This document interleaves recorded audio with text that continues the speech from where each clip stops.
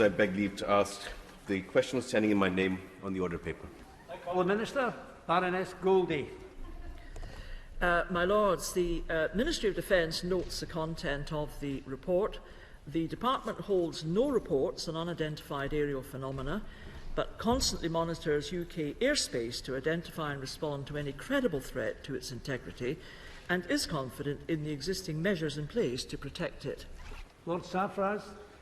My Lords, for decades, people who have been concerned with UFOs have been dismissed as fantasists.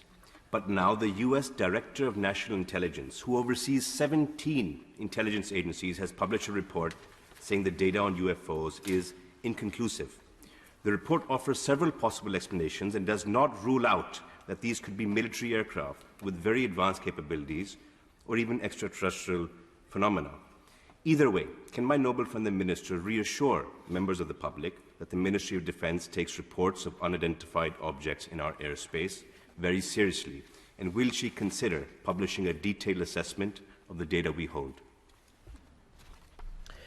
What I would say to my noble friend is that the MOD deals with actual threats substantiated by evidence, and the government continues to take any potential threat to the UK seriously. The Integrated Review and the Defence White Command paper published in March set out the MOD's assessment of the threats we face and how we will meet them. Thank you, Ridley. My Lords, unidentified does not mean suspicious. And does my noble friend the Minister recognise that the US report referred to says there is no clear indication that there is any non-terrestrial explanation for the 144 sightings that it specifies? And the idea that in an era of mobile phone cameras, drones and frequent travel, there could possibly be alien spaceships whizzing about undetected in our atmosphere on a regular basis is not, I think, very plausible. It's much more likely that these blurred images have boring explanations, alas. Does my noble friend agree? I think the important point, on which I wish to reassure your Lordships, is that the UK air defence community detect and monitor all flying air systems 24 hours a day to provide an identified air picture as part of the UK's national security posture and our commitment to the integrity of NATO airspace. Now, that is supported by Typhoon aircraft at RAF Lossiemouth and RAF Coningsby. They're held at high readiness, ready to intercept any threat to UK airspace. Lord Brown of Ladyton. In 2008, the MOD began the process of releasing all the UFO files. And in 2009, Sir Bob Ainsworth, as Secretary of State, accepted advice, which I read short, that in more than 50 years, no UFO sighting has indicated the existence of any military threat to the UK. There is no defence benefit in recording, collating, analysing or investigating UFO sightings, and the level of resources devoted to this task is diverting staff from more valuable defence-related activities, and he closed the relevant unit. Does the US report reveal any evidence or contain any reason to review that advice? I'd simply say to the noble Lord and seek to reassure him that, as I've indicated, we deal with actual threats substantiated by evidence. He's quite right about the closure of the UFO desk in 2009. I can confirm the Department holds no reports on unidentified aerial phenomena, and all relevant material created and held by the UFO desk has been passed to the National Archives. Lord Holmes of Richmond. My Lords, turning to identifiable flying objects, would my noble friend agree that the UK has a tremendous opportunity to develop its new space industry, not least in low Earth orbit, in terms of the build, development, launch, operation, recovery, rebuild of small satellites for both positive purpose, defence and civil opportunities? My noble friend makes a very important point with which I entirely agree, and that is clearly an area of exciting and future development for the UK Government. Okay. Can I say to the Minister, given the subject, it's very reassuring to see her here physically and not beamed in. So, the Pentagon have said that unidentified aerial phenomena are actually a serious national security threat. So notwithstanding what she's just said, does she agree with that US analysis, the Pentagon's analysis of the threat from unidentified aerial phenomena? And therefore, is the UK suffering from a similar threat that the US has itself identified. And given that the MOD has abandoned the UFO desk in 2009, where are such sightings to be reported and who to? The truth is out there, Minister, and hopefully it will be in your answer as well.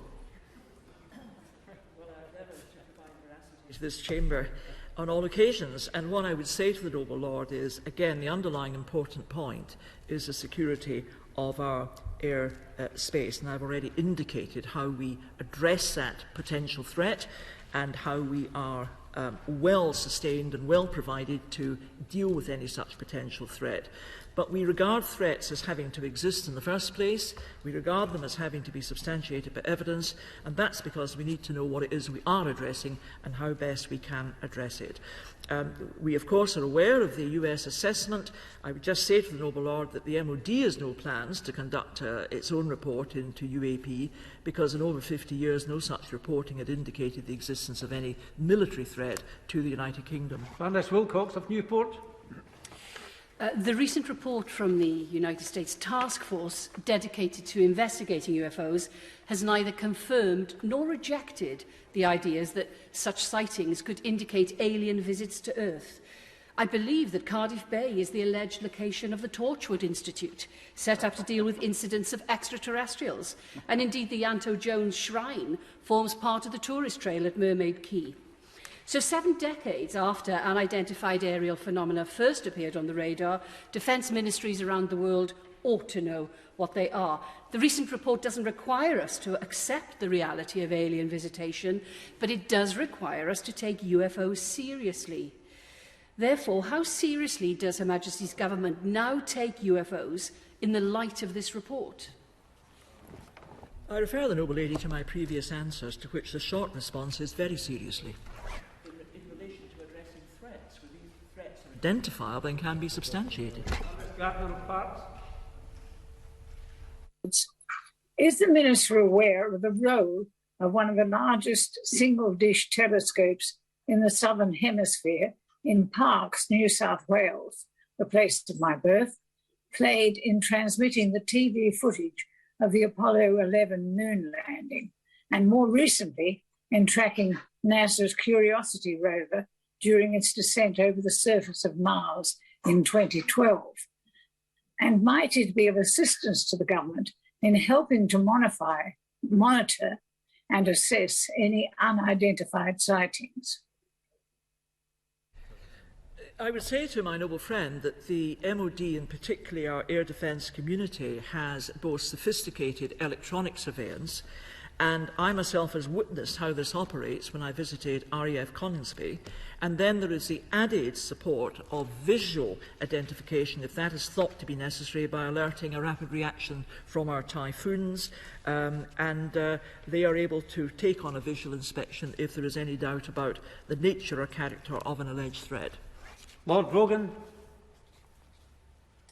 My Lord, I welcome the opportunity to read the report and the frankness with which it is written. Can I ask the noble Lord the Minister, has its contents yet been raised by Her Majesty's Government with representatives of the United States Government?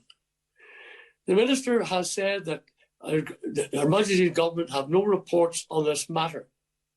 But given the interest it has generated around the world, and indeed perhaps other worlds, does Her Majesty's Government now have plans to produce a similar document summarising any recent UAP or UFO sightings within UK borders and overseas territories?